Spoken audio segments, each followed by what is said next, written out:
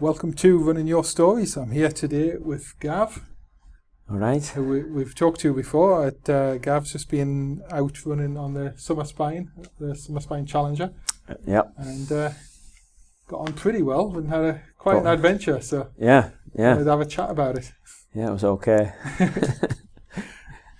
So, how long ago was it? It was 2 weeks ago? 3 weeks ago? Today. 3 weeks I'd today. Would have just been leaving Hebden Bridge.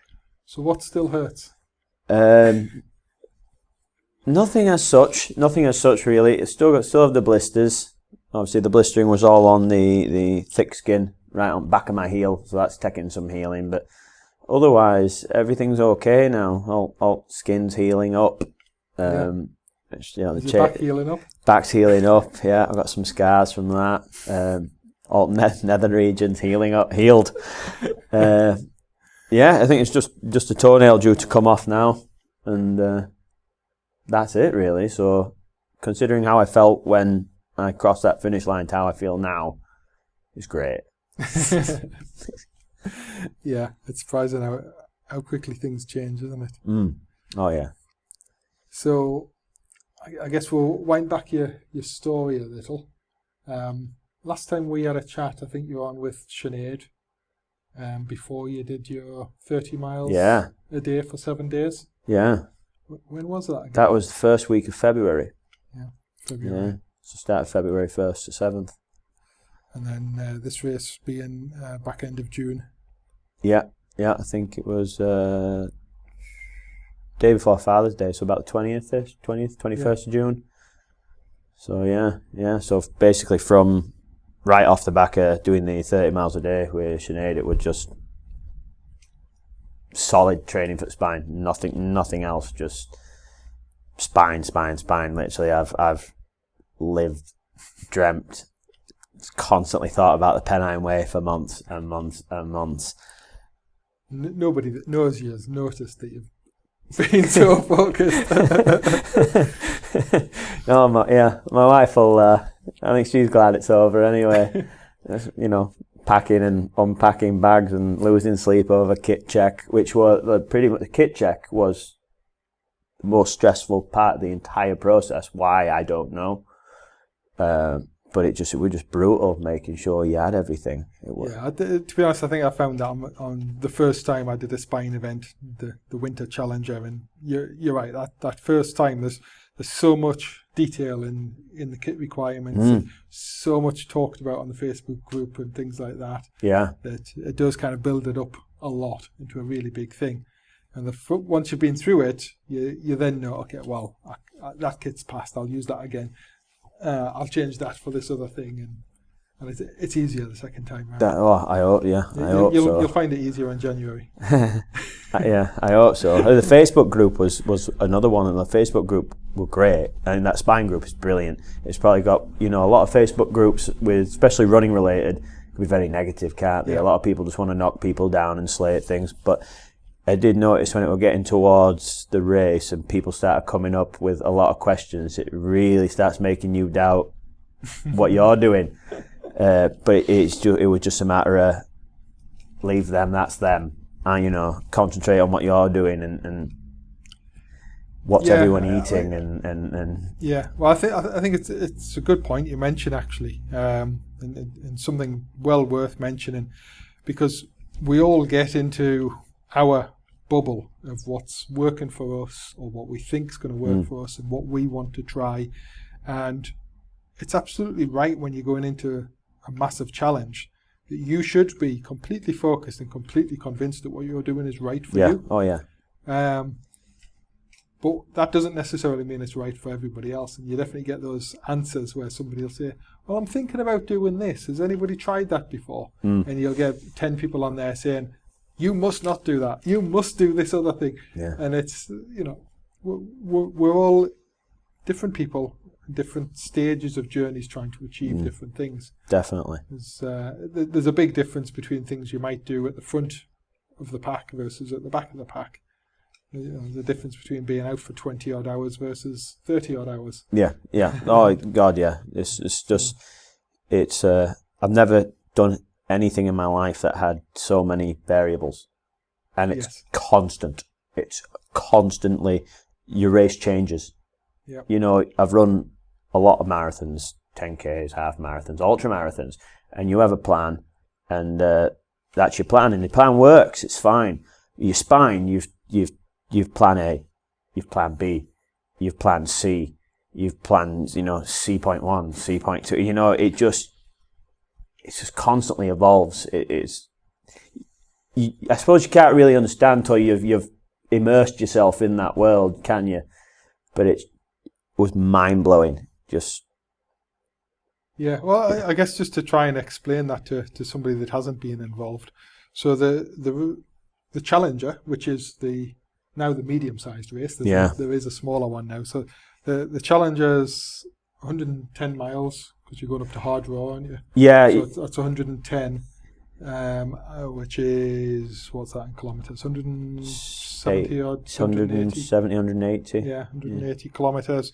5,000 metres of elevation, which is 16,000 feet. Yeah, I think coming in just shy of 17,000 feet, I think we came in at. So, you know, that's some big stats. And so just your route, and trying to think about your route, how, you know, the number of styles, gates, turns, I can't count that. Lefts, rights, directions. I remember before my first Challenger, just having learnt the whole route, trying to sit down and just run through it all in one go. And it almost brought me to tears. Yeah. It's just overwhelming. And that's just the route. It is. It's. And then you've got this crazy long kit list, which is necessary. Oh, God, yeah. And then you've got what you're going to eat, what you're going to drink. And where are you going to eat it? Where are you going to drink it? You know, what intervals? You know, and then and then the weather's always really predictable. I know. Yeah. So there's just, like you say, just hundreds and hundreds of variables that are all shifting constantly. Yeah, that's it. You know, I had. For me, the first time ever, since after February, I went on with a coach. Yep. You know, I got to the point in running where I felt I'd plateaued, but I knew I could do more. I just didn't know how to extract more. Yes. You know, so I went on with a coach, and we got a plan together, and it, you know, so thorough, so specific, everything, and. Set off, did exactly what we discussed, everything. But then the biggest obstacle was the one that came very early on, and that is I'm having to drink so much more water than I thought. Bear in mind I drink a lot of water anyway, and there is none. There's none. You know, you have your. Well, I had a pump, an MSR. I think it's MSR trail shot pump. Brilliant. Pennine Way. Usually there's water coming out of every crevice and nook and cranny everywhere, isn't there? Places you don't believe water can go. It's there. And it was just like stone dry concrete everywhere. The ground was rock hard. There wasn't, you know, all the water courses were bone dry. There was just nothing. So from very, very early on, it was a case of having a ration. Sorry, screen's just going to sleep. It was a case of having to ration the water, which wasn't good for me. Because like I say, even on a normal day, I drink quite a lot. So then it started sort of settling into my head then about dehydration. And you're talking before Bleaklow, I was starting to get concerned with it. Got down to Torside, and there were water there. There was a water station, but he said we could only have 500 mil, which isn't a lot. I found a water course, the one just before you start the big scramble up Croydon, you know, before you get up to by just below it. So they got some water there, pumped both things full. That were great. That was the last feasible water that I was willing to pump between there and Hebden Bridge at the checkpoint. That were it.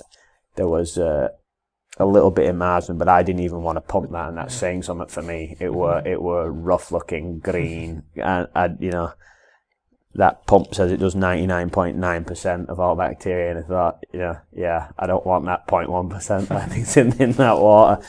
So that was starting to affect everything quite a bit. It was so hot. Yeah. So hot. It was, well, for me anyway, with all that kit on, the kit was like 6-7 kilo worth of gear. When you got humping that around in heat, it were brutal.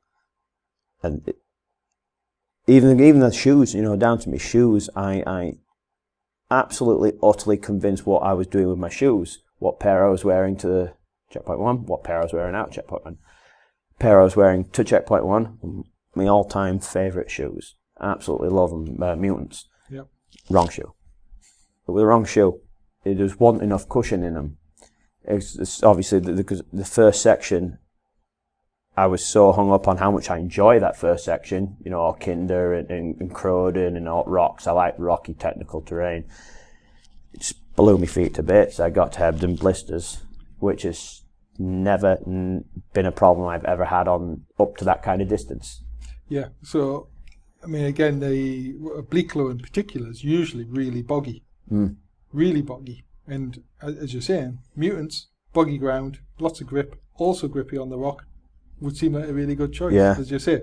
But when you get out there and it's not rained for, it was 2 or 3 weeks, I think. Yeah. It hadn't rained, and it felt like bruises at first. Yeah. Because it was on my heels. It were an area. When I've run 100 miles before, I got blisters along the top of my toes. Mm-hmm. And I was prepared they were coming at some point, doing the nature of that many miles. But I thought my heels were bruising just from hitting the hard ground. I didn't think they could blister there, genuinely, because the skin was just so thick. But obviously when I got to Hebden, I'd realised at that point, it was blisters. Therefore, that feeling wasn't a bruise, it was hot spots, and I didn't deal with it. Yep. So by that point, I'd made a pretty big mistake. The last thing, his name's Kevin, isn't it, who does the briefing before the race? Kev? Yeah, his surname will come to me in a moment. Yeah. And the last thing he said to us before he set us off, 5 minutes at the side of the trail could save your race. Yeah. Don't worry for losing 5 minutes over 100 odd miles. It's irrelevant. And that's when I saw him at the first checkpoint. I looked straight at him and it's like, you told me. Yeah. I didn't do it. Kevin McCann. That's it. Yes. He said it. Deal with the hot spots. The other one I've heard, which is very similar, which is I've always heard it quoted from Nicky Spinks, is if you think about something 3 times, then deal with it. Right. Yeah. Because we know running these things, you get pains, you get niggles, you get this and that. And if you think about it once, it's probably not important. Twice, you can probably get away with it. Once it's come back into your mind the 3rd time, it's something you've got to deal with. And that's. I'm not saying I always follow it myself, but I think that's quite a good one, because it is. You don't want to stop every time you feel something, as you know, because you're pushed on with it. But yeah. I listened to his second bit of advice. It was, as he said to going out of checkpoint, he says, Gav, he says, it's still very hot. Pace yourself now before it comes dark. I thought, I'm going to listen to you now. And I did. When we left the checkpoint, it was still red hot. It was quite nice going through Hebden, because like the nature where they've moved the new checkpoint to, you go right through village, and we're all bustling with all bars before. It was great coming in and out of there. It was nice. Saw all my family there. They were there, and then turn onto Canal, and you go about 2 kilometres down the canal before you pick up the original. Yes. Bit when you cross over the road and start the climb up to Heptonstall, and I think from that point to checkpoint 1.5, so you see one person. It gets awfully lonely after that. And you think you're prepared for lonely, because you do 5-hour training runs, 6-hour training runs. You spend, when you run this level, you spend a lot of time training by yourself, because nobody wants to train with you. They don't want to come, do they? It's too long. But it's just lonely. So I don't know. It's just, there's just nothing. You get up there, when you get to I were running with a lad on Hepton Stormore. I caught up with a lad, and he decided he wanted to go a bit quicker, so he left me. What's the name at Res? Just after Hepton Stormore, just before Withens. Walshaw, is it? Or is it Walshaw? Warland. Yeah. We're about there. Yeah. And he left me there, and it's just so bleak, and you're just kind of looking, Is that the one where you're going up the side of it before you go onto the moor? That's right, yeah. And then you'd bend right, and you start climbing up to top Withens. Yeah. And went up there.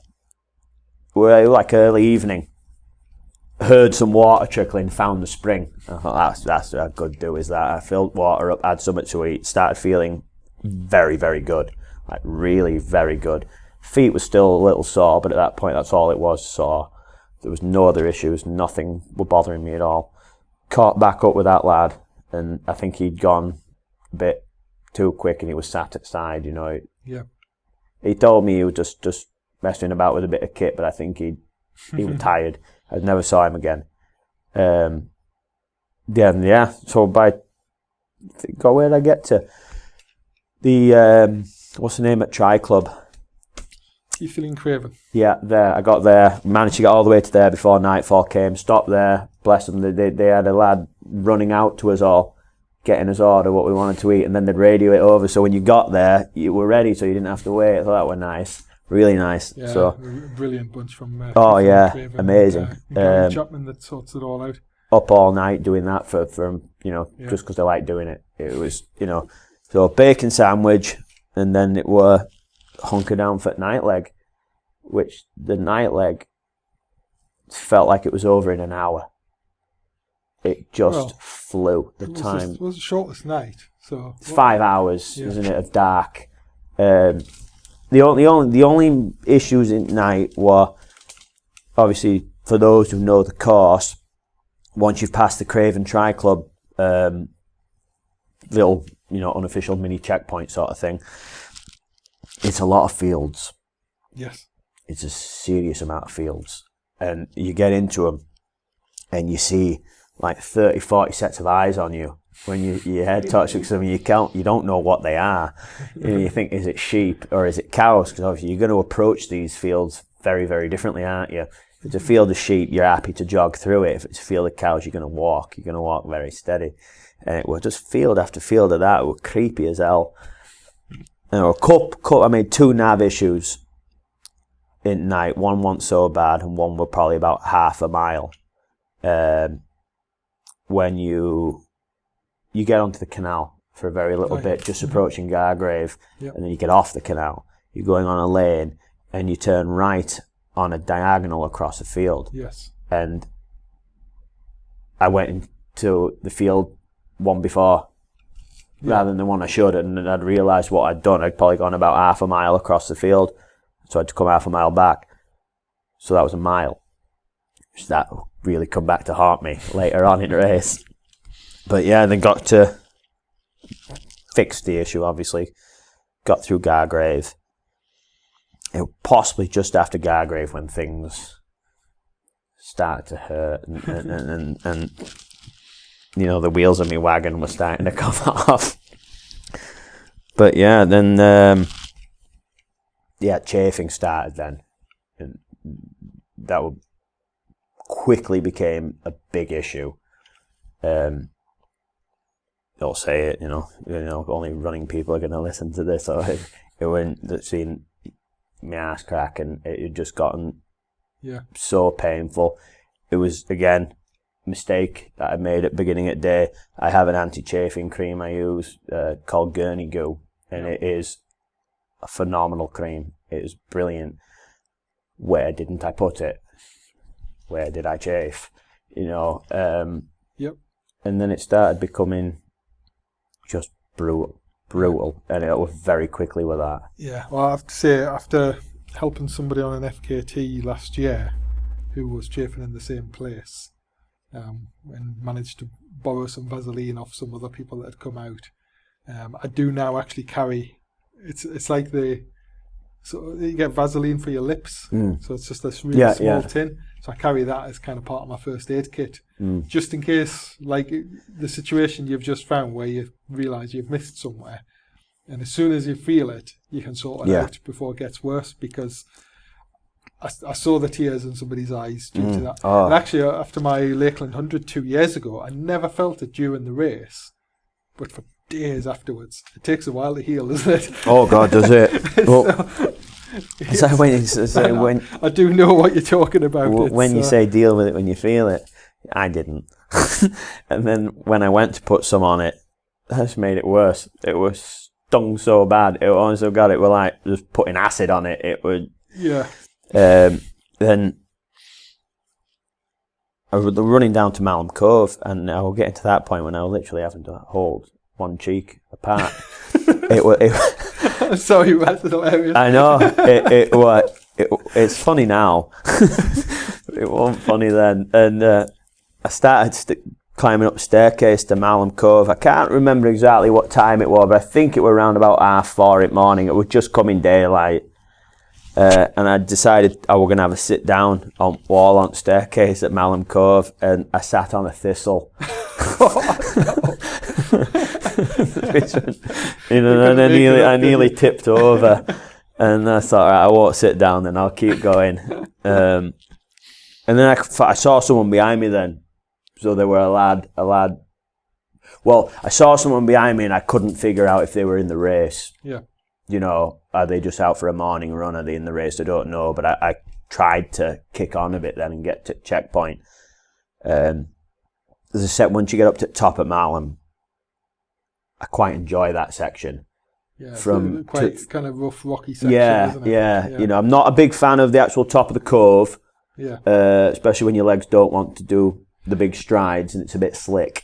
Yeah. So at the top of the cove, actually, there's two basic routes you can take there, both completely acceptable in the race. Which one do you take? Do you go the immediate right or a bit deeper in and then right? So when we recce'd it, when Sinead was with me, she showed me the route slightly to the left and just a bit back from the edge, and it's more rocky than the actual cove. She said, if there's been a bit of rain, these stones are really slick. And no, I just went up and went straight over it normal way. I wasn't thinking about it at that point, so I went straight over all the big stones. I have to remind myself again, because I've been over there enough times now. I do know last time I went over there, I did follow the most efficient route, which was nice.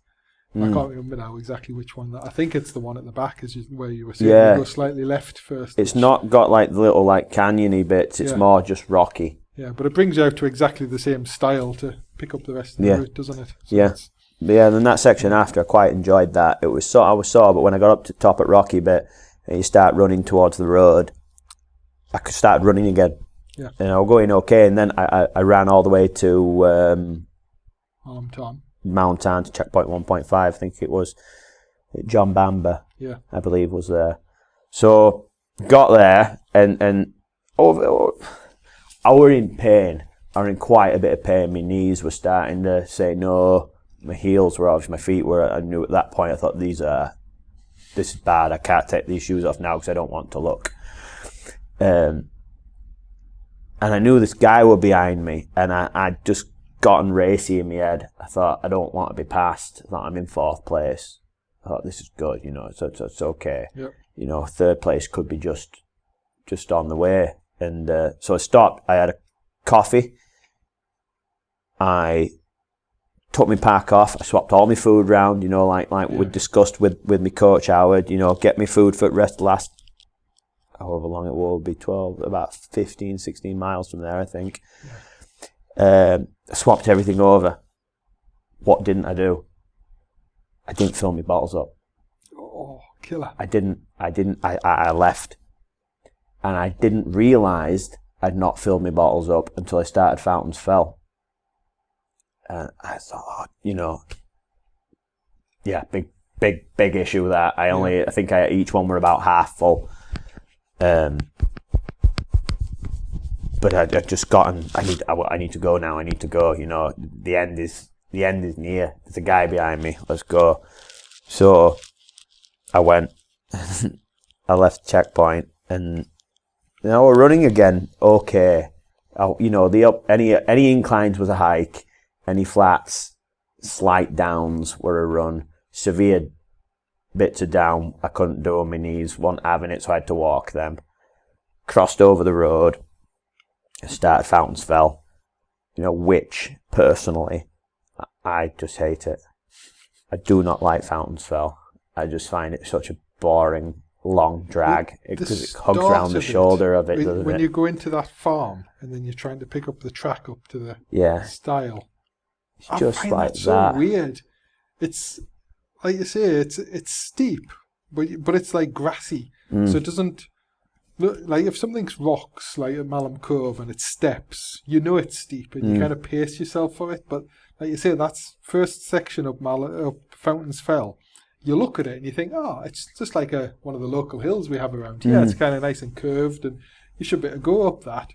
But you can't. No, it's hard work. Then when you get up that first steep bit, you climb up some stones, go through a stile, and then quickly drop down the other side of it. And then there's another bloody gate.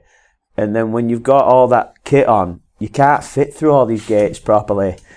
You get getting everything caught on them. It was frustrating at that point, and that I don't like Fountains Fell. And I got to the top of it all right. I couldn't see this lad behind me because as I left checkpoint 1.5, he was getting into it. So at that point, I thought, well, if he is a quick turnaround, he's going to be literally right on me. At the top of Fountains Fell, couldn't see him. Visibility was pretty fair. Couldn't see him. The descent off Fountains Fell is pretty much where any form of me racing finished. The descent off Fountains Fell just blew my legs to absolute smithereens. It was pretty much race over from that point. It was horrible. Just like the pain, for those who know it, it starts off quite rocky, slippy, technical, and then you get these like dirt sort of grooves with a bit of camber on either side, and it's very, very, very difficult to find a line. It's extremely difficult to find a line when your legs are just not wanting to be agile. Yeah. And then when it starts dropping to road, it's just steep, wet grass. Yes. And you're slipping everywhere, and then of course every time you slip, you sort of hurt yourself a little bit more. Yeah. So my second challenger, I had really bad tendinitis by the time I got there. Both shins, absolutely really bad pain. And I just locked my ankles into a position and just let myself, basically just let gravity take me and just bounced off my feet all the way down. And according to Strava, that's the fastest descent I've ever done on Fountains Fell because I was in so much pain, it couldn't get any worse. So I just let go and I went. Yeah.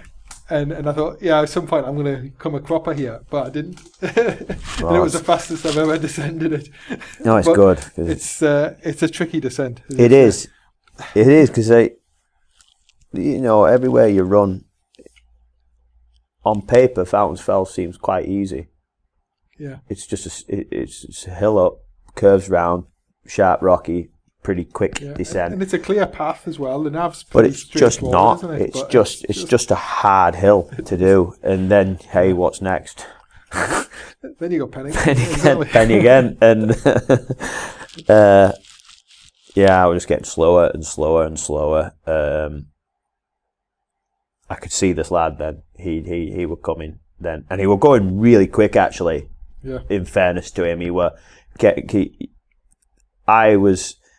I'd gone up the gravel path and it turns right, and then you kind of start staring at Pennine again, don't you? He were all the way down at the farm buildings at the bottom, and by the time I started the ascent of Pennine again itself, he was 10 foot behind me. He were, he was going very, very well. So I thought, he's going to beat me now. But I thought, I'm going to beat you up Pennine again. And so I just tried my hardest to get up there. It were hands and knees. It was so slippy. It had rained, just rained, but not a lot. But it made all that rock so greasy You're trying to climb up it, but you had poles in your hands, and it were a shocking ascent. It were brutal. And then we got to top at Rocks. Well, we got to Trig, went through the gate, and then he passed me there. And again, he were very, very. He ran a good race. Did that guy? He paced himself incredibly well because he just looked good then. The descent off Penny against another one that I personally just aren't a fan of.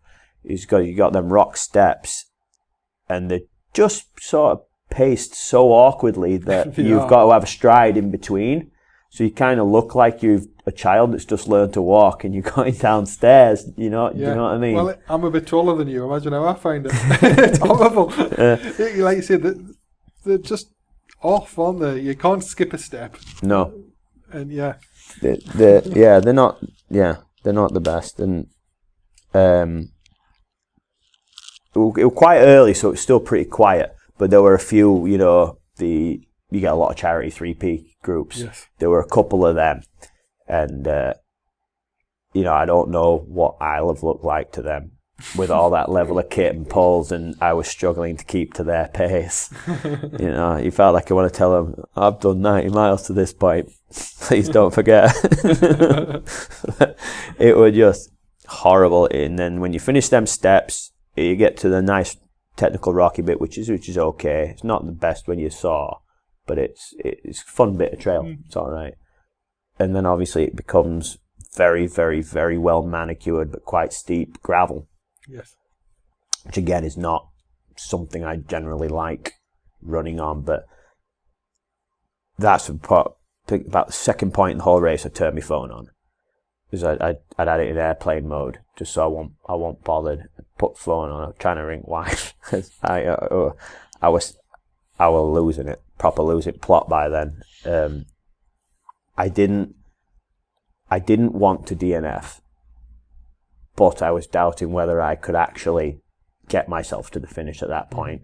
I was just in agony, like absolute agony, and I hadn't been to toilet since the start of the race. So it was obviously at this point, it only just clicked in my head, and then I thought, I'm pretty damn dehydrated at this point. I've not weeded the whole route, and I've been going for, I think, about 25 hours, 26 hours at that point. Runked wife. Well, once I finally got reception, there's no reception for ages. Runked wife, and I'm not good. I don't really remember what I said, but it wasn't very coherent. But she was down in Harton. Right. Instead of being at the finish line, I think she'd come to meet me in Harton with kids, and she gave me a hard word when I saw her in Harton. She had a message from Sinead. Obviously, Sinead's been understanding trackers quite well. She's just said, made me aware how far behind the next people were. Just calm down, just walk it in. And all I could just say to wife Michelle is, I'm just in so much pain. I mean, like so much pain. It was brutal. It was just mad. And then who is it was at Harton? His name now, Nige Burke. Oh, you see him post a bit on. He were there, and again, thought I'd get a bit of encouragement from him. He were all right, but the last thing he said to me is, he goes, "You're climbing now." That's the one bit of the route I hadn't recce'd. Right. From Harton to the finish. I just couldn't get it to fit into any of my plan, or logistically get a day to do spot. it. Yeah. And so you enjoyed your first time on the Cam High Road then? No. I don't think anybody enjoys the Cam High Road. It's terrible. You go through Harton a little bit, and then you turn behind a pub, don't you? Yeah. Pick up the Pennine Way proper. Then you have to walk away from a pub, which is never easy. No, and civilization, yes. People. It's so nice to see people, and the Cam Road. It's just like just felt like you were just going uphill for 10 miles. I know. It just didn't, it just didn't. If you're anything like me, you keep looking at, like, well, how many meters or feet have I ascended? And it's not that much. Yeah. And you keep thinking, well, how can it be so hard to keep going up this thing? It just goes on and on. I were waiting for beeps on my watch, for the mile. Yeah. Beep, you've done another mile, you're a mile nearer. And I were like, I should have heard a beep by now. I heard that last beep ages ago, and look at watching, you'd only gone 0.3 or 4 of a mile from last beep. You realise at this point that you're like, I did a 27-minute mile. Yeah. At some point on there, I remember it coming up 27 minutes, and it would, there was. It's kind of like a time vortex, the Cam High Road in a race, because I did manage to wreck it before my first Challenger, and we ran met with Gary, I think before Penn again, went over Penn again. In fact, I think I'd started at Malham Tarn. I think I did Malham Tarn to the finish in about 6 hours on a recce. And I thought, it's not much to that. And I got there in my first race. And I think it took me from Horton to the finish more than 10 hours. 10 or 12 hours. Because I was in an even worse state than what you were describing. But, yeah. I thought, just, I think I were about 4. Yeah, time 5. Just disappears on that road. No, well, yeah. So you went up Cam Road, and in far distance you could just see the end of the road. But then at this point, because I ain't wrecked it, I won't, and you can only see so far in advance on your watch, I wasn't quite sure where we were going. So obviously you get to this bit, and I could see a car, and I thought, water. They've put someone up there. Yeah. And I got to it, and it was a pile of gravel. Well, no car. And then it goes left, and then you get onto that dirt road. And the dirt road, there was like a green laning club. We're driving along the road, and there was nowhere to really move. You had to get right up against the wall, and you had to stop. And there were like 5 Land Rovers, then there was 10 Land Rovers, then there was 5 Land Rovers, a pickup, and whatever else. And I just had to keep stopping. I know I wasn't going fast, but I had to keep stopping, which was was not boosting morale. No. And then loads of them come back the other way again, so I had to do it all over again. That road was very narrow and very uprooted, so it were hard enough when your knees don't want to do it anyway, but I could keep moving with these. And then I kept seeing these 2 old ladies. The 2 old ladies, saw them sat on a wall. I asked them if they had any water. They didn't answer me. I put my head down. I looked back up, and then they were sat on another wall. And this went on. This went on for I don't know how long. It probably wasn't miles, because I really couldn't have been that far off the descent into Hawes then. But I just kept seeing them, and they were ignoring me. They wouldn't they wouldn't talk to me. Didn't realise you had a thing for old ladies. No, well, you hear of hallucinations. Yeah. But you don't know. You never think you're going to have them, because they're really weird. They are weird. And then you think, why? Why did I see that? Yeah. I thought I saw a car and it was a pile of gravel, and then I kept seeing these old ladies. I've seen these old ladies a lot. They just they were always about 20 foot away from me. Yeah. There's 2 of them sat on a wall.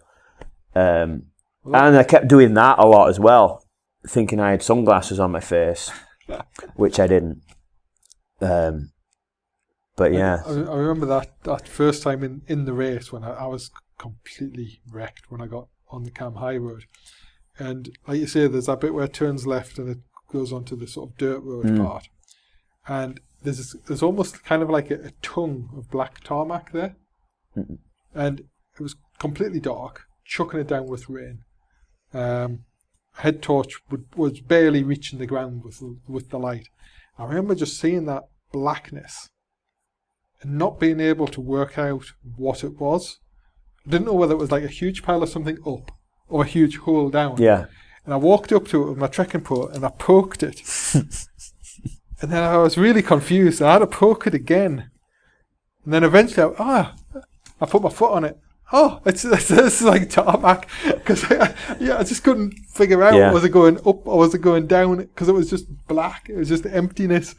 But actually, it was just tarmac in the end. But also on those walls, it's that wall as you come out of Horton. And on the Cam High Road, there's the dry stone walls at the side, always on the left side. And they have like little white blotches on them. I don't know if you noticed those. Can't say I remember, no. Oh, right, you have to go back and have a look. And I don't want to go back. When you're on a recce or something, you see these little white blotches, and they're just, slight variation in the colour. But I saw every kind of sign you can imagine in these white blotches. And faces and all kind. It's just these things they really mess with your head. It's a sleep deprivation that is pretty much the one thing that you can't. In my opinion, you can think you've got yourself ready for it, but you can't. You can't get yourself ready for it. It's something that you have to endure to understand, I suppose. How much did you get up in the night with your kids? Not a lot. That's how you practice it. All the time.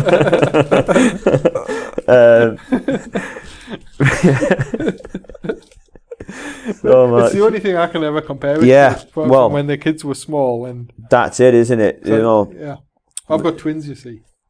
Double, yeah. Double the work. You just don't get to sleep for years. At least 6 months. So. Yeah, no. Yeah. I went wrong again on there as well. The stupidest thing as well is I saw there was a point when you get off that gravel road and you bear right and just go up onto the moor and the gravel road continues. Yes. There's a sign right next to where it takes you onto it and it says Pennine Way, and I looked at that sign and went, that's wrong. I carried on down the road, and then pretty much soon you get your beep, you are off course. Back up road, get onto moor, and it's at that point it's like, this has got to stop. It was first time in any running anything I've ever done, when I was back to when I used to do fighting with Thai boxing and anything. First time ever I wanted it to end. Yep. I wanted it. I had had enough. I wasn't happy. My heart had gone. Willpower gone. Every possible tank I had was empty. Except the pain threshold one was just. I just wanted it to finish. You keep thinking, how is this still going? Where am I? I know exactly what you're saying because I've been there. And I was so disheartened. It was just, I was pretty sure at that point I was nodding off as well while I was moving. And then it started dropping then. And I knew from what folk had told me, you drop sharply into horse. And so it started dropping sharply. I thought, I'm going to run now. No, I'm not. I can't. It was too steep. I just couldn't do it. Then you start seeing a bit of civilization, don't you? You can see some farms, and I start seeing a lot of walkers. At that, it was gone dinner time at that point, but sort of then and there, your whole concept of time was just gone. I didn't know what the hell were going on, but I could see walkers. And like, oh, you're doing race? And I just spine. I think one person I could go spine. And then it popped back in my head that Nige had said something to me. When you drop off the moor and you get to the houses, he says, just mind you don't go a certain way because you're going to end up in a housing estate. But I couldn't remember what he'd said to me. But I had GPS to follow, GPX, and so it didn't matter what he'd said to me. Yeah. Because I was following my watch. But I was so worried when maybe there's a flaw in the GPX and he'd given me a warning that there is. So I just kept going, and then I thought I was in this housing estate. This has got to be it. I've gone wrong. But yeah, we're right. You know, I didn't make any issues in there. But then I thought I was finished because I'd hit, I think the route was 108.4 or 0.3 or 4 miles. That's how long that GPX file was. I hit the distance. Finished. Where's the finish? Where is everyone? Where's the spine thing? Where is everyone? And that's when I realised that I wasn't in Hardraw. I was in Hards. Yep. And, you know, then morale just, you know, you think it can't go lower, but it can. It can go. It can always get worse. Oh, it can go. It's surprising how low it can go. And our. It's just you start realising silly things. Like I thought it's like 20 odd degrees, and I've got a coat on, a black coat. Why? Take it off. No, I can't be bothered. You know, you got a chest pack on, you got your rucksack on. He's like, it ain't coming off, and went through Hawes. It's lovely, isn't it? Hawes, it's a pretty little village. I did think that. I thought this is really nice here, and then I had to go back out the other side of it, and. You get to a road, you come out of Hart and it goes left.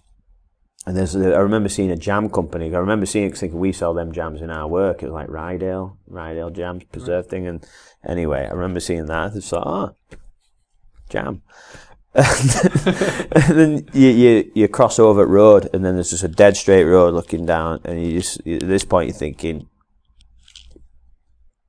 this is not the Pennine Way. If this is the Pennine Way, this sucks. It's just a road. So you start heading down road, and at this point I'm starting hitting 109 miles. Yeah. And I'm thinking, I've gone too far. See these two chaps. Said to them, where's Hardraw? It's just a mile on there, mate. And I can't say on here what I said. It was not tasteful. So you were mightily amused that it was another mile. Yeah, well, it's then that it sort of come into play. Me, obviously, there was the two little nav issues in the night, and just that one little one coming off, in dropping down into Hawes, has equated to approximately a mile and a half. And I just realised then, thought, that's some mistakes right there. You know, that nav issue near Gargrave, that's that now. That's what's come back to haunt me. I thought I'd finished, but I hadn't finished.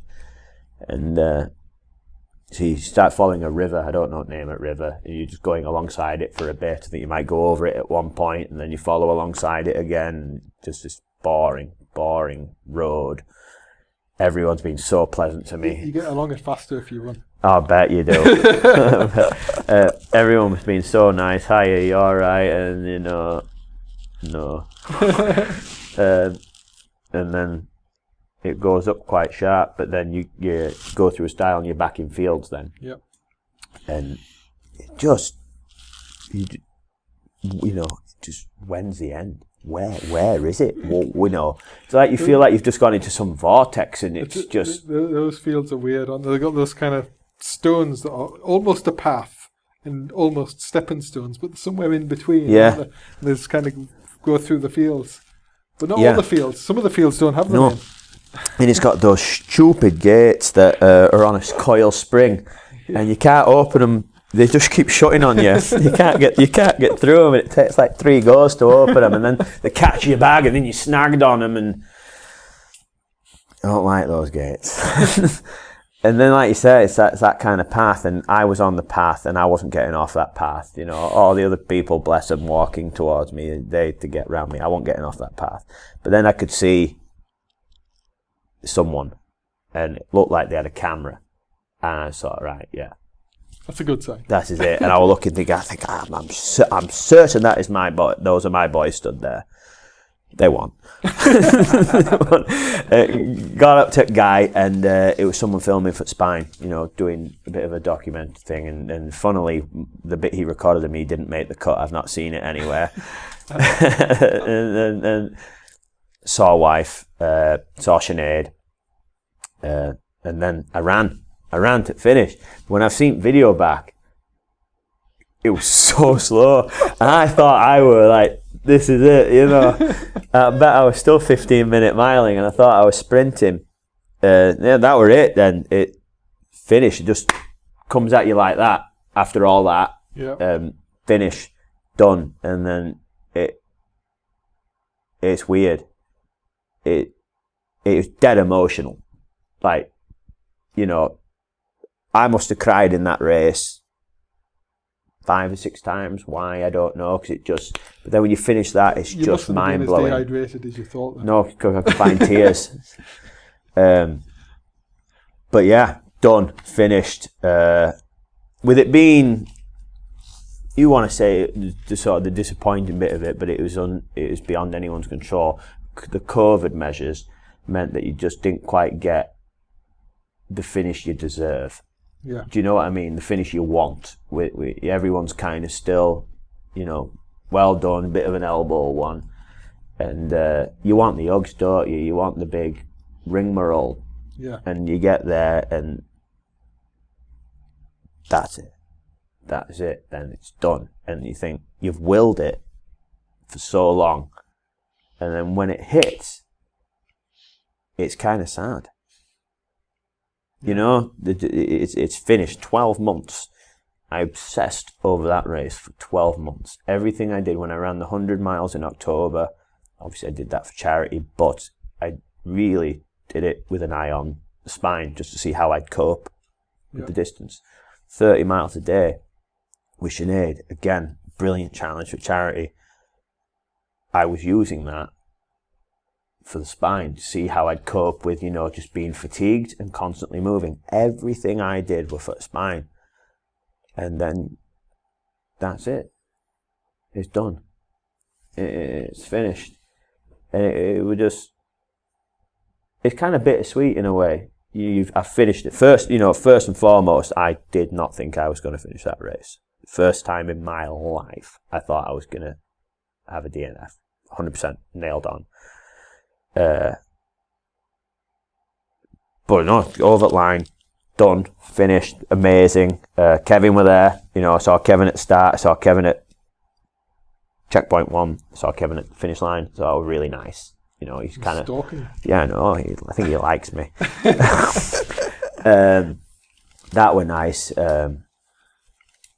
But yeah, then once I saw that kind of 5 minutes had finished, then it was a case of, I'm not good here. I'm really not good. And you know, next thing you know, you've got about 5 medics around you, and I can't stand up, but I can't sit down.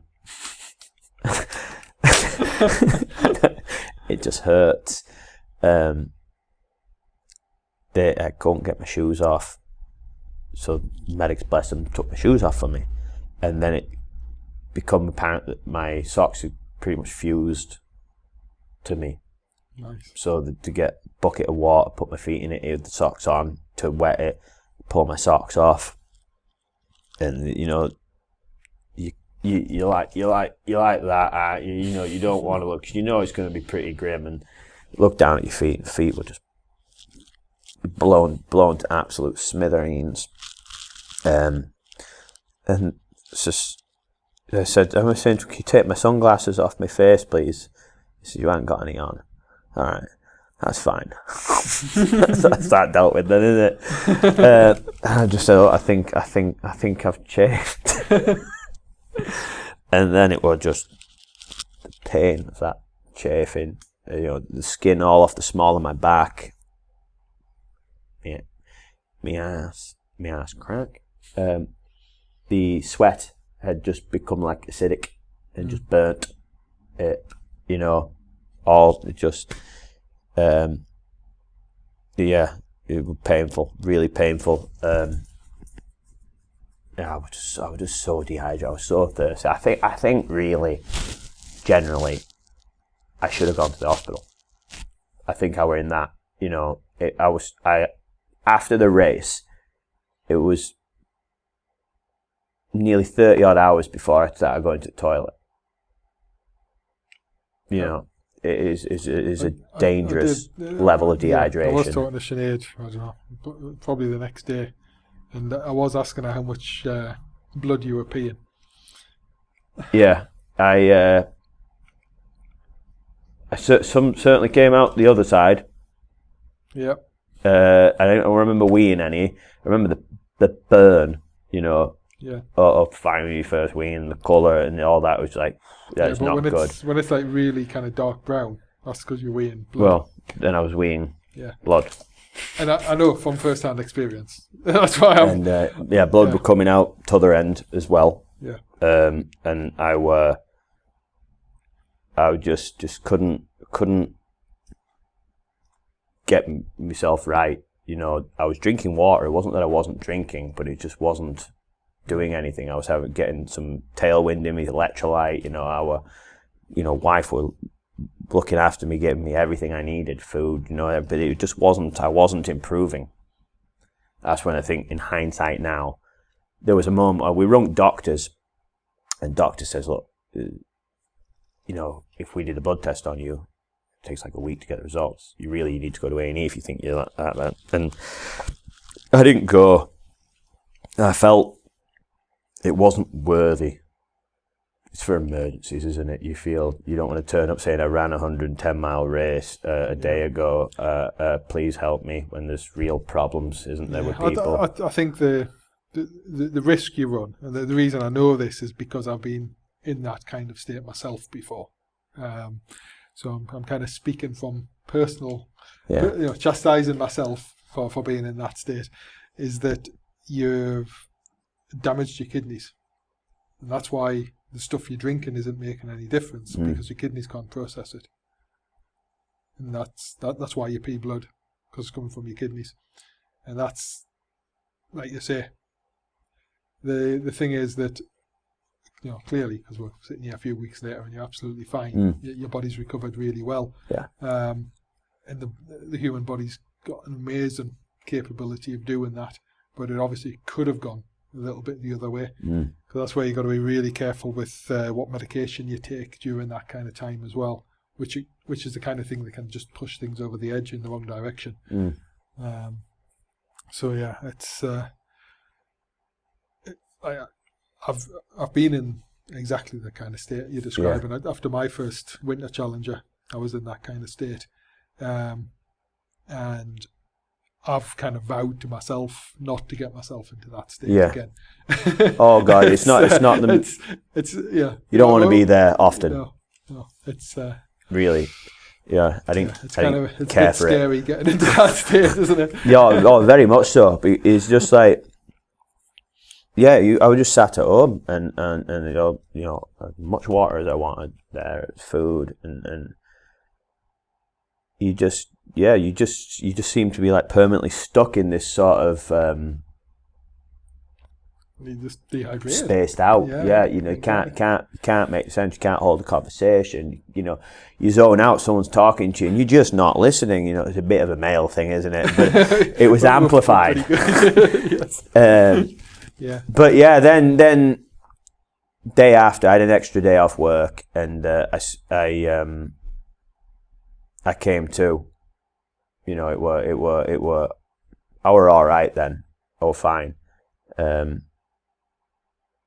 But yeah, you know, it were some big lessons learned.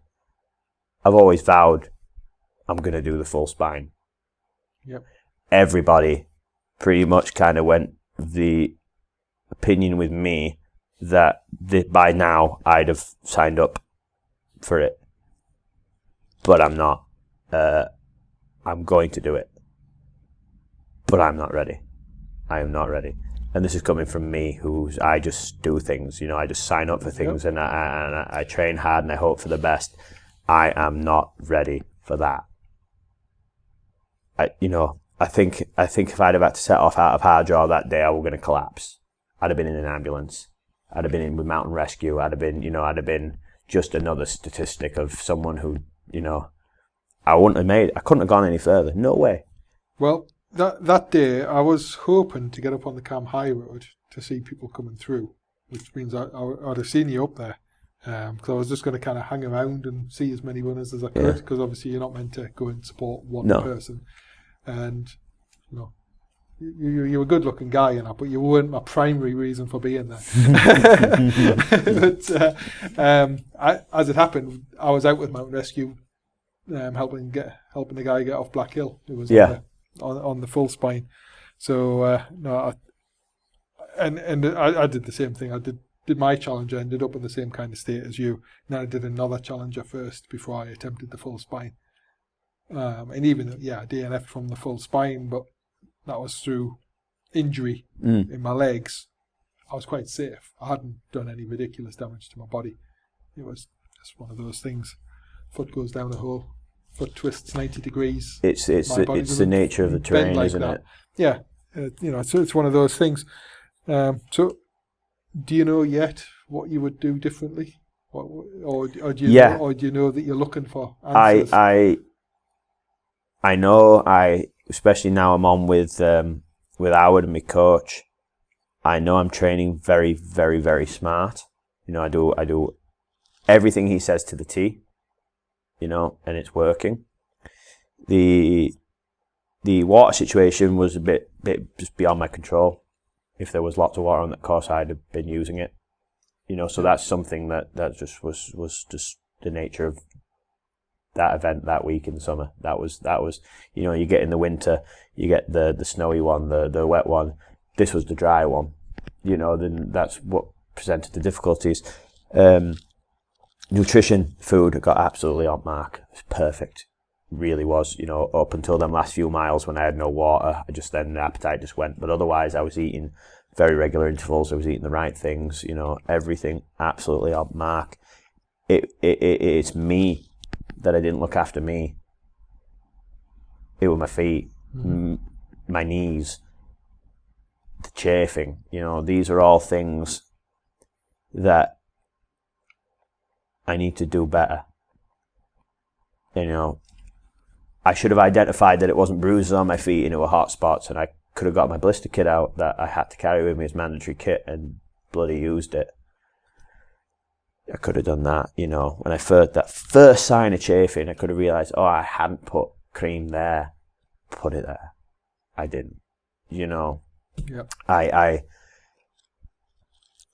You could say possibly in certain bits possibly slowed down, but that would have only really have been because the terrain was so hard. And, you know, my pace, I was sticking to my pace, but even so, it was just like being on concrete everywhere. It felt like running a road race. Yep. You know, it's Pennine Way, it's one extreme to others. Sometimes you can get so disheartened with being in bog after bog after bog. Yep. I was praying for a bog, you know, something soft on ground. So possibly could have slowed down a bit, especially from the section to White House to Hebden. It's a very runnable section, isn't it? Yeah. So it's easy just to jog on it, you know, crack on. Checkpoints coming up, probably went too quick on there. But looking after myself, and even though if I went into any race, you know, challenger or full spine, anything, I always want to place as high as I can.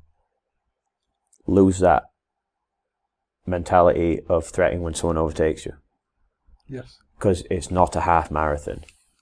Yep. You know, it full spine's 5 days, 6 days.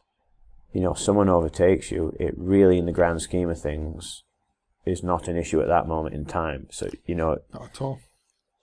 I know, even though I sort of paced myself reasonably well up on Heptonstall Moor, I do know because that lad was there, I ran quicker.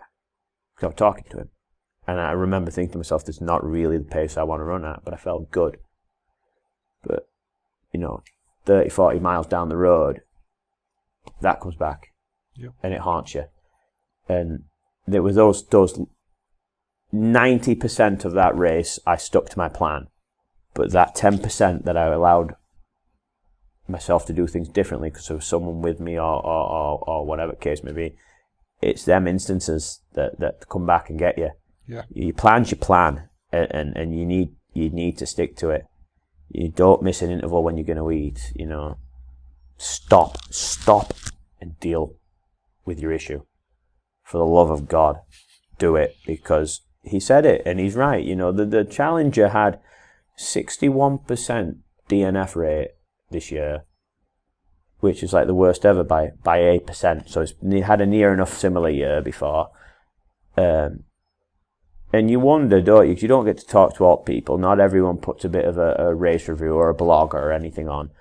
But so many of them have to have been people that just did what I've done, but they couldn't. They did it worse, or they couldn't carry on. You know, they didn't want to carry on. You know, and you can't attempt a 268-mile race with that approach.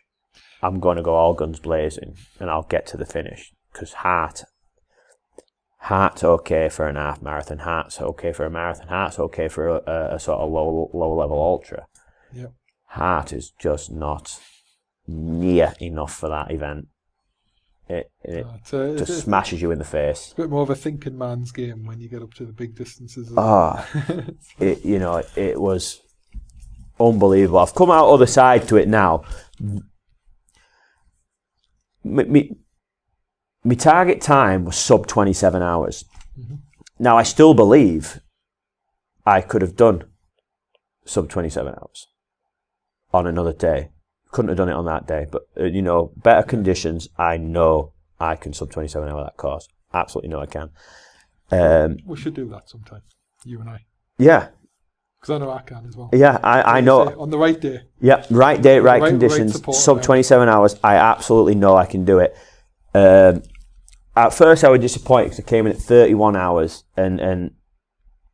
but when you think back on it, considering what had happened to me and the weather and the conditions, I think 31 hours was pretty good. Also considering I was close to not to being just another DNF statistic.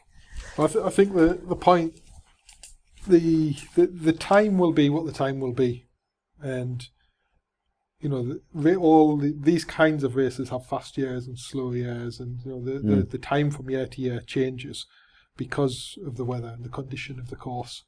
Now, the course itself, with it being hard and not boggy, was kind of fast conditioned course, but the weather was so hot, so dry, that it then ended up being a slower time. So, in some ways, I kind of think the time's not really important. No. The fact that you finished in 5th place, if I remember rightly, finished 5th. I think you can't be disappointed with that. No. That's how you measure yourself against everybody who's running that. Now, the exact placing, whether it was 4th or 5th or 6th or whatever, obviously it depends how many other people turn up on the day that can handle that course on that day. Yeah, oh yeah. Better or worse. So, but yeah, I mean, your first 100-mile race, finishing 5th place. So finishing the top 10 first of all. Yeah, well, top 10 was. I always wanted sub 27, but I also want to be in the top 10. When you look at the previous years, you think, well, if I do sub 27, I'm almost pretty much nailed on to be on the podium. When you look at these times, rarely get hit. Yeah. Exactly. But yeah, 31 hours, but 5th place. Our absolutely, 146 starters, and it's the spine. These are very, very, very seasoned, experienced, absolute, class runners, and first time to get in with them all and race these, proper seasoned ultra runners. 5th place. Very, very good signs. Going forward, if I'm going to get better. I've learnt an absolute abundance from this, but the biggest thing for me is that I go away and I do some more races and get a bit more experience for a couple of years, and go back then, and it's going to be in winter. I'm not doing something on again. But plus, everyone says that the winter one's the jewel in the crown, isn't it?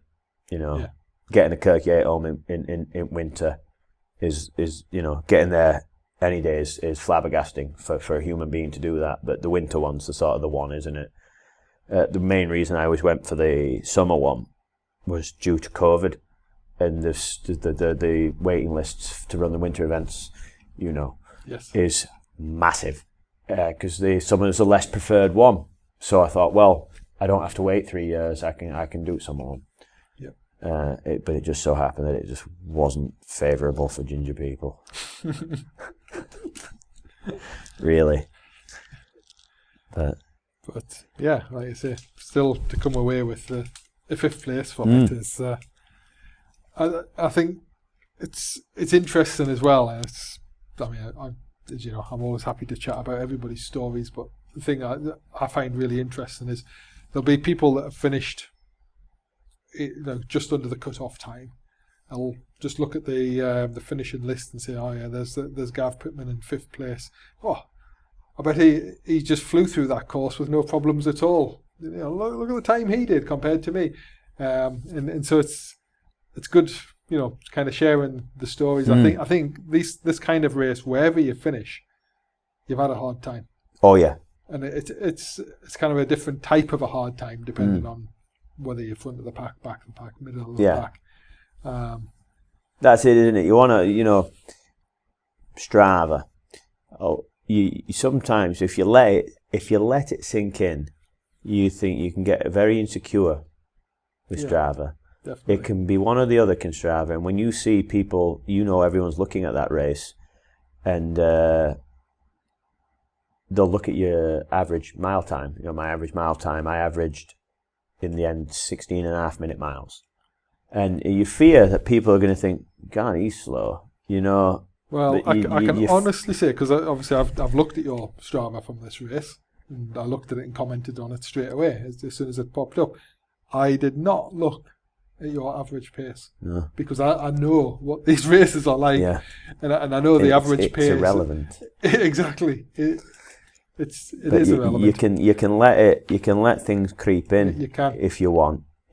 Tell you what, the best thing for it was, when it loads up and you see it, 2 things that popped in my head. First one is when it says across the middle of your route, Great Britain, you've run far. Yes. When it has to zoom out so far to show you your course. So that were great. And the map zoomed out that far. And the local legends. Now the local legends on Strava, that new thing, I've never really been down with them. To me, if you're getting them, you run the same place all the time. Yeah. You don't move about. I've got a whole bunch of them right on my doorstep because I do run them. I got local legend Malham Cove to Penny Ghent for reckon. I thought that is the first local legend that I've ever got. I thought, you know what that is? That's a good one to have that. But yeah, you got to tell yourself that exactly what you said. The people who really understand what you've undertaken know that it's not irrelevant. In fact, it's impressive. Yeah. Whereas to a lot of people that will turn up and they'll do 10Ks, they'll do an half marathon, they might maybe do an odd marathon. They'll spend most of their life on sub 8-minute miling. Yep. Won't they? And they sometimes won't necessarily look at that and go, "That's impressive." They'll say, they'll look at that. And you got to just stop worrying about that. Invite them out on a 30-mile run. Yeah. Well, yeah. And take it easy, and then just be ready to carry them. When goes back to the reason why you always end up running on your own. Yes. But you that's can't. That's because you work Saturdays. Yeah. You and I be running. I usually do my long ones on a Saturday, and you're working. Mine's on Saturday. Sunday. Yeah. Exactly. Sunday, Monday. Am I? Exactly. Yeah. Yeah. As I usually do mine on a Saturday, so we'll have to switch some of the. I can switch some of mine around once I've got a couple of things out of the way that are coming up. But it probably, to be honest, so short. You sort of your main things in your life, having your children and getting married. That would pretty much. Yeah. In top 4 of things I've ever done. Plus I never got the unless it's going to happen, and it just hasn't happened yet. I never got that dip afterwards. When I did the 100-miler, I crashed really bad after that, like depressed, really, dark. But this one, it's not. I don't know if that's maybe because I've got some more races coming up lined up. Maybe I know I've got focus. I don't know. I know that Sinead interviewed Sabs after the Wainwrights, and Sabs sent that advice to me. Have an event lined up, and it stops having that dip, because that dip's brutal, isn't it? It is. It can be hard to come out of. It's like everyone gets so excited about what you're doing. Everybody wants to talk to you about what you've done. And then there just becomes that one moment when nobody cares anymore. Yeah. It's irrelevant now. It's history, isn't it? And then you go. But maybe it's that, because I've got some events coming up, but I've just been very, very level through it. I think it's also one of the things, for me at least, and it sounds like you might be the same kind of way, is when you've got things to work on. You come out of this event and you think, okay, right, so this next race, even at like 6 months away or whatever, I'm going to pace this differently. I'm going to do this and I'm going to do that, and that it drags the whole thing forward in your mind, rather than it being. I think I'm more likely to get a big dip, probably when I finish the winter spine, because I did 2 challengers, and then I DNF'd on a winter spine. And so again, I'm just carrying things. It's just always right. What do I do different? What am I changing? How am I changing my training? How am I changing? It's a continuation. And as long as you don't overdo it and smash yourself in that way, it's just this constant sort of drive for improvement and trying to find what the answers are. And it's still continuous. Whereas I think it's something I'll definitely have to be very careful of. Yeah. When I complete the winter spine, although I know me, I'll be thinking, can I come back next year and do this faster? It's impossible to perfect, isn't it? You'll always come out the other side, even if you outperformed your expectations or met them or were slightly below. You'll always find something in hindsight. I could have done this better. I could have done that better. It's sort of the frustrating thing of the sport, but yet the beauty of it. But I think it's not just this sport. I think all sport is like that. We're talk about football or anything. Yeah. Again, if it happens tomorrow and they manage to win the match, then they're going to want to. There's a World Cup next year. Yeah. It's so many what ifs in there. There's so many what ifs, and that's kind of human nature, but it's also the nature of people that push in these things as well. If you've got that drive, which you have to have if you're ever going to end up at the front end in these races. It doesn't mean you say you can't do these races without having that crazy drive, but if you don't have that drive to improve, you won't end up at the front end. Everybody would have to all fall off a cliff or something, and somebody from 20th place suddenly wins. But I'm sure it can happen sometime. Because you've got that drive, you will always be looking for the next improvement. And then it's that trick of don't let that drive burn you out. Because, lots of people in the sport hate that because they're driving so hard for so long. Obsessive. Yeah, and becomes obsessive. And to be honest, it's one of the reasons why, in the end, I decided not to do the summer spine.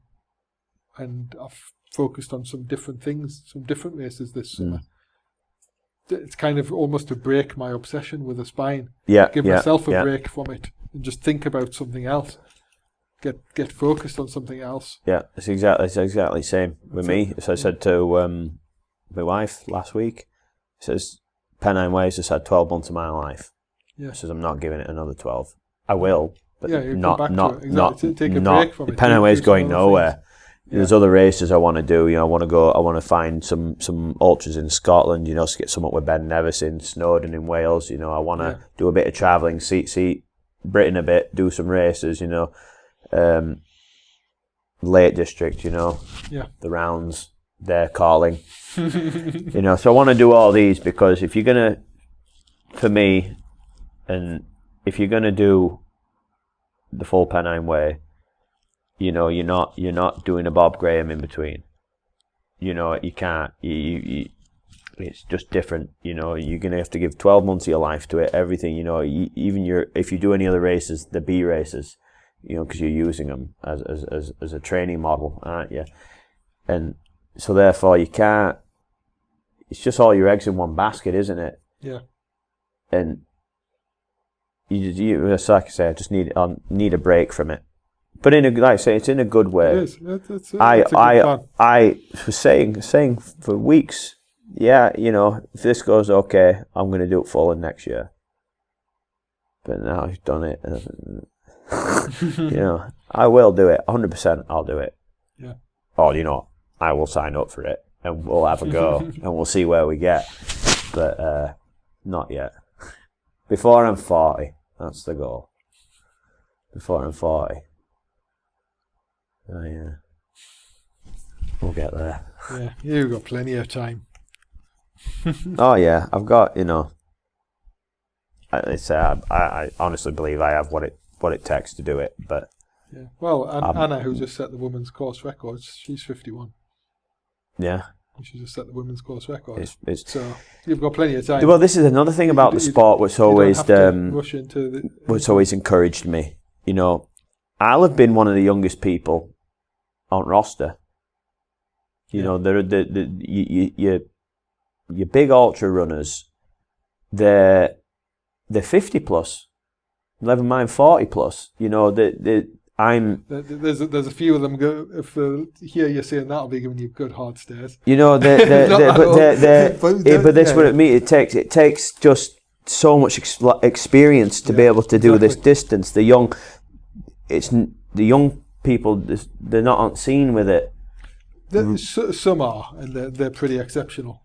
But you know, there's exceptions to every rule, isn't there? Oh yeah, yeah. It is a predominantly. I think I've got. You know, you can go to park run, and you can run around Greenhead Park in 17 minutes and come 20th.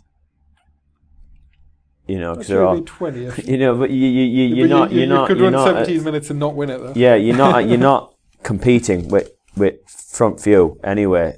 Because you know, this is more for younger end can run quick, but for endurance. It just seems to me, generally, I think I don't know if maybe as you get older you can deal with things better. Well, I think that's it. I think like we were talking about right at the start is there's so many different facets to this. And as you get older, your life becomes more and more complicated because now, like you said earlier, you've got a wife, you've got kids, you've got a job, you've got a mortgage, you've got a car, you've got all these different things going on in your life. And it becomes normal dealing with all these different things. And so when you then come into this sport that's in the race like the Spine that's so complex, well, it does phase you a bit, but you're capable of doing it because you've got that life experience of dealing with so many parallel, intertwined things that you can't separate them out completely. You've got to try and look at them a bit separate so you can wrap your head around them. Whereas... Like my son's just turned 16, and he's only got 3 things in his life, maybe 4. You know, he's maybe he's got his parents in his life. I don't know. There's his girlfriend, his football, and his PlayStation. Yeah. And hopefully he'll go to college in September. But you know, life's pretty simple for him. Yeah. And so a young guy like that to wrap his head around the complexity of a race like this, I think it is very difficult. Now, there's always going to be those exceptions because that's part of the human race, isn't it? We've got these exceptional people that can do it. There may be somebody who's been brought up around the sport. So many of those things are just normal, so they don't have to think about them. But yeah, I think it's that side of the complexity of it, I think, lends itself to more just people with more life experience. Yeah. It's just that battle-hard nature, isn't it? Yeah. That, you know, especially when you go up to Big Spine, they can just maintain that constant it's just a steady pace, isn't it? Yeah. But they can just hold that, and it's phenomenal. There's at no point when they know they can. There is at no point will they speed up. No, that's right. Because they just know what they need to do, and I think that's a massive thing. Let's say it comes with age, it comes with experience. Because like you said, there are exceptions, but most of the kids are bugger off into distance, won't they? Yeah. And they won't get there. Yeah, I mean, like when I was on that spine in 2020, the winter spine, just pre-COVID, I was jogging along at a nice kind of comfortable pace, and I met Simon Roberts, and his race was almost over. He actually went on to finish it, but he got off with the fast boys at the front with John Kelly, and just smashed himself to pieces. And I met him at Thornton and Craven. That's not very far in. And he calmed himself down, sorted himself out, and paced it well. And then just today, he's won the one of the Skyline races in the lakes. Right. Lakeland Ultra. So there's been an ultra up. Yeah. It's one of the was it the Scarfell Skyline? I can't remember which was one of the Skyline races today.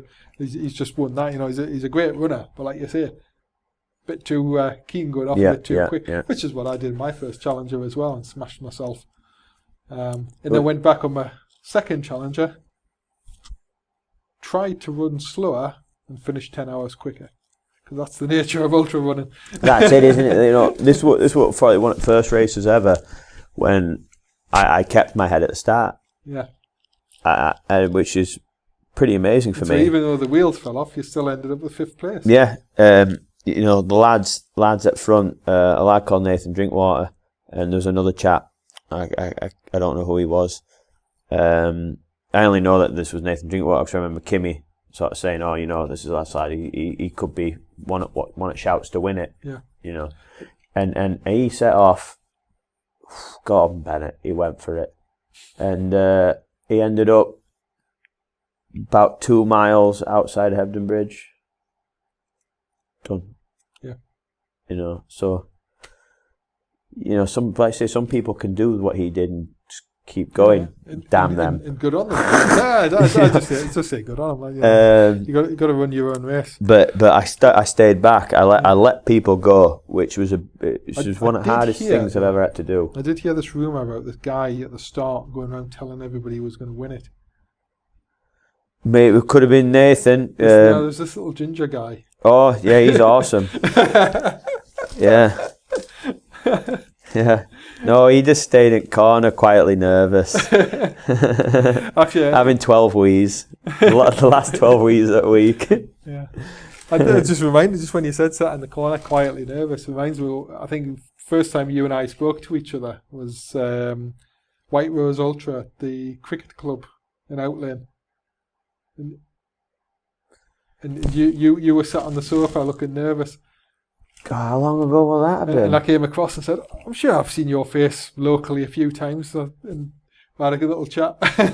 Yeah, that White Rose was one of them that I've always notoriously underperformed at when it's somewhere I know so well. Yeah.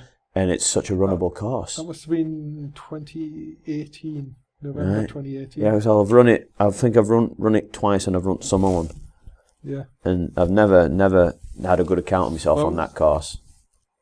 2017 was my first ultra. I did the White Rose 30, and I think it's still my fastest 50k. Although it was about 10 meters short of 50k, which was a bit frustrating. Yeah. But I was fast on that. I remember being up there. I remember, in fact, it's a weird feeling because everything with it all being COVIDy these days, you forget. But I remember it now, and we're like sardines in a tin, weren't we? It was packed in there. Yeah, and I remember looking around at all bibs and remember seeing 100 mile. I think, Jesus, I was doing the 60 that year. That's phenomenal. But yeah, I've only ever done 30. I always had in my head I was going to do my first 100 was going to be White Rose. I kind of earmarked it thinking it's pretty not generally a fan of laps, but with it being a local lap, you can kind of pull a bit of support. Yeah, it's quite a tough one though. Mm. It's a strange one because it's not the toughest sort of on paper with the amount of ascent and stuff, but I don't know whether the amount of tarmac's just a bit tough or... I don't know, but I've never done well at it. No. But everything, like you say, everything in theory, yeah, I should do very well on a course like that, a local one, areas I run all the time, but I never do well on it. Yeah. Never. No. Well, you have to have a go at the hut next year. Well, yeah, I was supposed to be doing it this time, but obviously, Howard advised that you'll probably survive it, but you're going to just be looking at chronic fatigue for a long time if you behave like this. And so he's exactly right. So I've not done it, but today I've really, really enjoyed being on the other side of it all. Yeah, it's good. And I've thought about it. I thought I could run next year, and then I thought, you know what, I'd love just to help him again, help Neil, because I've really enjoyed it. But they are very, very good routes. They are fun. That section from just gone Hayed Edge to Black Hill Trig is just brilliant running. Proper fells, really nice. But we will see. Yeah. I paid for this one. Let's see if you'll let me defer it. We'll see. I'm sure you know him well enough. Yeah, I'll just go run. Try and stop me. Yeah. So I think while we were chatting, I think I've come up with a title for the podcast. I'll just run this by you before we finish. As Gav Pittman, Cheeky Boy. Just when you were talking about going up the steps at Malham Cove and yeah, go for it. Yeah, sitting on that thistle. I'll tell you what, it wasn't my smartest move. All bits I could have sat on, and what I sat on wasn't even flight were like that. So as I sat, I just fell back downstairs. Yeah, but yeah, the fun of ultra running, eh? It is, isn't it? We went to Malham Cove last weekend. I saw that on Facebook. I was showing the wife. It says, taking the wife. You see, this is what I had to do. This is like 80 odd miles I had to go up this. Yeah, and if your wife's like mine, she's just stop talking about it. Shut that up. We're just going to get an ice cream or something. Yeah. I don't want to hear about you chafing anymore. Please. Right. Well, let's finish it there then. It's been brilliant chatting with you. Very, shall we call it very insightful? Yeah. It's really interesting. I know I always like listening to kind of the inside track on people's stories. There's no point sugarcoating it. It doesn't do anyone any favours, does it? No. I don't want people to really think about this race. I want to think, oh wow, he had a good time, hasn't he? I'm going to sign up for that. Think about it. Think about it, and then sign up anyway. Did I have a good time? Well, thanks a lot, Gav. No, pleasure. Cheers for having me on. Cheers. And thanks for listening.